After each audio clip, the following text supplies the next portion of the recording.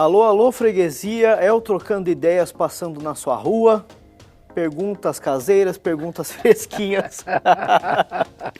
Olha só, tem pergunta aqui sobre oração, sobre tribulação, perdão de pecado. Tem um papo bom pra gente bater com o pessoal de casa hoje. É com a gente mesmo então. Vamos lá, pastor? Vamos lá. Como é que vai? Animadíssimo. Um novo dia. Graças a Deus. Novas oportunidades. Pois é. Vamos lá. Vamos direto aqui para a pergunta do César Augusto. Pastor Hernandes, na Bíblia, em Tiago 4,3, diz que não recebemos os deleites de Deus porque não sabemos orar. O senhor poderia explicar esse versículo com mais detalhes e profundidade? Onde é que estamos errando nas nossas preces? Abraços a todos, fiquem com Deus. Obrigado, César. Tiago 4. Tiago 4,3. Pedis e não recebeis porque pedis mal, para esbanjardes em vossos prazeres. Então, oração não é um expediente automático, onde você pede e recebe, não importando a sua motivação, não importando o que você está vivendo. Oração é um expediente que o próprio Deus Pai concede aos seus filhos, não apenas para pedir coisas, mas para deleitar-se no doador. Por exemplo, relação de pai e filho. Pense comigo, Tiago, se um filho pedir ao pai, ou toda vez que o filho chega para o pai é para pedir alguma coisa. Nunca para dar um abraço, nunca para demonstrar carinho, nunca para demonstrar respeito. Então seria uma relação utilitária. Deus não é um despachante celestial que atende tudo que eu quero, na hora que eu quero, do jeito que eu quero. Pense em outra coisa.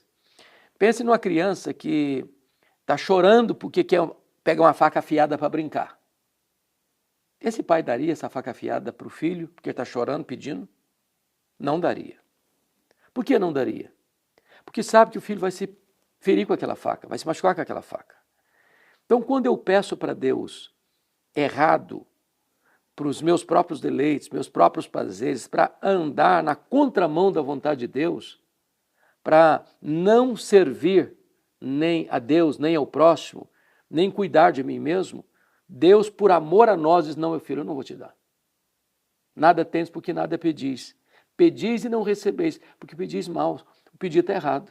Se o pedido está errado, Deus que é bom e está vendo lá na frente, está dizendo, eu não vou atender, porque isso vai ser para o seu mal.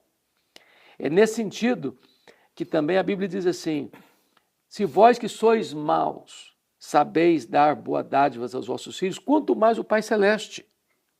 Se o filho pedir um pão, lhe dará uma cobra. Lhe dará uma pedra. Se pedir um ovo, lhe dará uma cobra.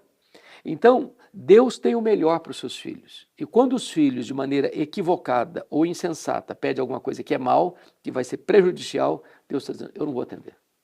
E quando Deus está dizendo, eu não vou atender, Ele está sendo misericordioso conosco, nos protegendo. Acho que é esse o significado do texto. A próxima pergunta é da Margarida Gouveia. A igreja é a noiva do Cordeiro. O Senhor Jesus a ama e deu a sua vida por ela. Essa igreja amada participará da grande tribulação, pastor? Pois é, Tiago, essa é uma pergunta emblemática e ela retrata a tensão que a igreja evangélica brasileira e mundo afora vive. Porque, numericamente falando, grande parte da igreja brasileira, talvez a grande maioria, acredita no pré-tribulacionismo, abraçando o pré-milenismo dispensacionalista. E no pré-milenismo dispensacionalista, pré-tribulacionista, acredita-se que a igreja vai ser arrebatada antes da grande tribulação. Um arrebatamento secreto, como se a segunda vinda viesse em 2 turnos. O primeiro turno secreto, invisível, onde a igreja é arrancada da terra, e aí o mundão pega fogo aqui na grande tribulação, o anticristo fazendo as suas peripécias, e Jesus voltando então apenas depois de 7 anos da grande tribulação, visivelmente. Eu entendo que não há base bíblica para essa posição. Essa posição é nova na história da igreja, só vem a acontecer a partir do século XIX, com o John Nelson Darby, 1800, na Inglaterra. De lá para cá, essa posição se popularizou com a Bíblia de Scofield, Chamada da Meia-Noite, Vim Malgo, Hal Lindsey, né? Mais recentemente, Deixados para Trás, do Tim LaHaye. Então, essa ideia não tem solidez nas Escrituras. A Igreja de Cristo sempre foi martírica, sempre foi martírica. E se você vai olhar, por exemplo, em Tessalonicenses, 2 Tessalonicenses capítulo 1, a igreja não é poupada da tribulação, a igreja é poupada na tribulação, ela é arrancada do meio da tribulação e não antes da grande tribulação. Esse é o entendimento que eu tenho do texto. A igreja passará sim pela grande tribulação. Agora, o que é importante? Vou citar 2 textos. Primeiro, Apocalipse capítulo 9. Quando diz lá que foi aberta a tampa do poço do abismo e saíram gafanhotos, que se escureceu o sol. Mas não são gafanhotos, são demônios, que têm cara de cavalo, rosto, cabeça de cavalo, rosto de homem, cabelo de mulher, dentes de leão, couraça de ferro, que sai para atormentar os homens, exceto os que têm o selo de Deus. Então o demônio não pode atormentar os que têm o selo de Deus. Apocalipse capítulo 13 diz que o anticristo vai ser adorado em todas as nações, povos, línguas da terra, exceto aqueles cujos nomes estão escritos no livro da vida do Cordeiro. Ou seja, nem uma ovelha de Cristo vai ser perdida para o anticristo. Nenhuma. A igreja passará pela grande tribulação, mas nenhum cordeirinho de Cristo vai ser tirado das mãos do bom, do grande e do supremo pastor, que é Jesus Cristo. Esse é o entendimento que eu tenho. Esclarecido então, Margarida. E para você que está em casa assistindo e não sabe como você manda a sua pergunta para cá, você pode fazer isso diretamente aqui nos comentários no YouTube ou você pode mandar um e-mail para a nossa produção no trocandoideias@lpc.org.br, assim como a Raíssa fez. Ela mandou a pergunta para cá dizendo o seguinte: a Bíblia diz que Deus perdoa pecados, e por que não há perdão para o pecado da blasfêmia contra o Espírito Santo? Bom, este é um assunto complexo também. Porque a Bíblia diz que Deus perdoa pecados. É da exclusiva competência divina perdoar pecados. Então, não há pecado que Deus não perdoe. Porém, o Senhor Jesus foi claro em afirmar que a blasfêmia contra o Espírito Santo é um pecado sem perdão. Quem o comete é réu de pecado eterno. Não tem perdão nesta vida, nem na vida vindoura. O que é a blasfêmia contra o Espírito Santo? Esse é o ponto. Não há consenso. Não há consenso. Por exemplo, o próprio Dr. Billy Graham, num dos seus livros, disse que a blasfêmia seria a pessoa continuar impenitente, incrédulo, até o último segundo da sua vida. Ou seja, ele morreu na incredulidade. É claro que quem morre na incredulidade não tem salvação. Ao homem está ordenado morrer uma sua vez, vem depois disso o juízo.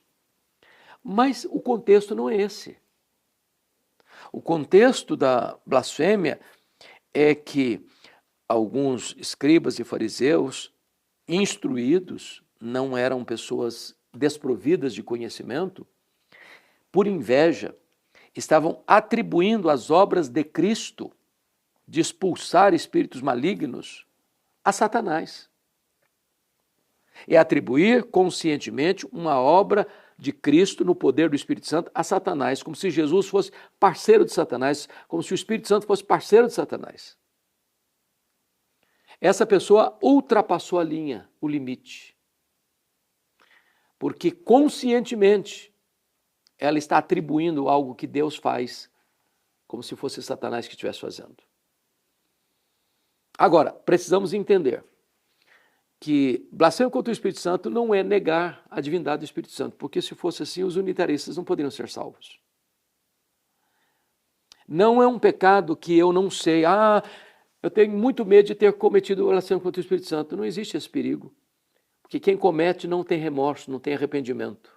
O coração está endurecido. Então, se uma pessoa está sofrendo, pensando que cometeu, é porque não cometeu.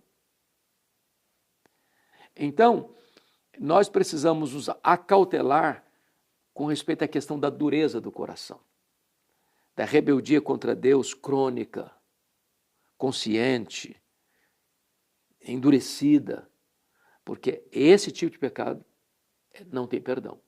É atribuir conscientemente uma obra de Deus, por meio do Espírito Santo, na ação de Cristo, a Satanás. Não tem perdão. É o que a Bíblia diz. Perfeito, pastor. Eu quero, nesse momento, dar uma olhadinha no que os nossos amigos estão dizendo aqui, se eles estão gostando ou não do Trocando Ideias, aqui no Comentando Ideias.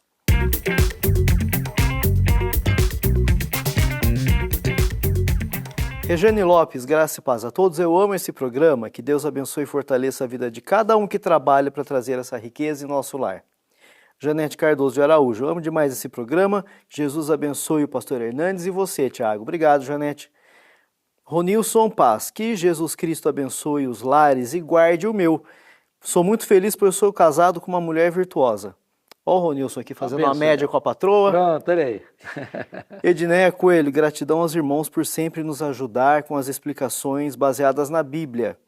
Sérgio Leite, assisto toda terça-feira esse programa e passa um amigo. Fica a dica aí do Sérgio, faça você também essa prática de compartilhar o programa com seus amigos.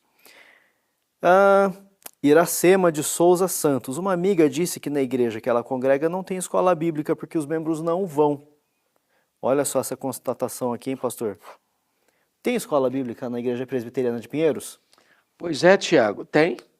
E uma escola bíblica modelo. A constatação dessa irmã é preocupante, porque conheço, de fato, muitas igrejas hoje que aboliram a escola bíblica dominical. Outros dizendo que não, hoje ninguém mais valoriza a escola dominical. E isso é muito preocupante, porque é o fórum mais adequado para você estudar a Bíblia nas mais diversas faixas etárias e nos mais diversos grupos de interesse.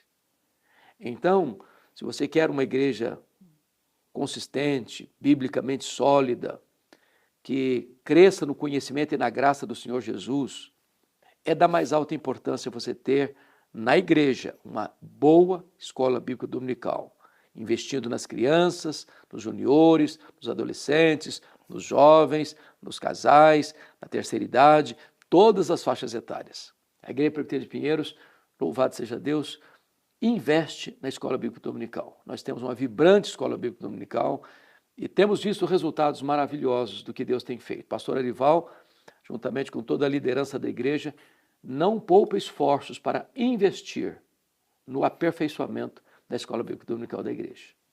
Qual é o horário? 9h30 da manhã. Nós temos trabalhos, nós temos culto às 8h, em seguida, 9h30, a escola bíblica dominical, logo em seguida, às 11 horas, o culto, depois às 17 horas, outro culto, e encerrando a agenda do dia com outro culto às 19 horas. Então, nós temos 4 cultos e uma escola bíblica dominical. Tá aí, então. Você de casa está convidado. Se você está em São Paulo, venha presencialmente participar conosco. Se você está em qualquer parte do mundo, você pode fazer isso remotamente, online, pela IPPTV, aqui no YouTube. Certo? É isso. Tá entregue, então. Tá na hora de ir embora? Tá na hora, pastor. Ah, que pena, hein? Foi um bom programa. Muito bem, gente. Um abraço, então. Deus abençoe a sua vida. Até o próximo Trocando Ideias.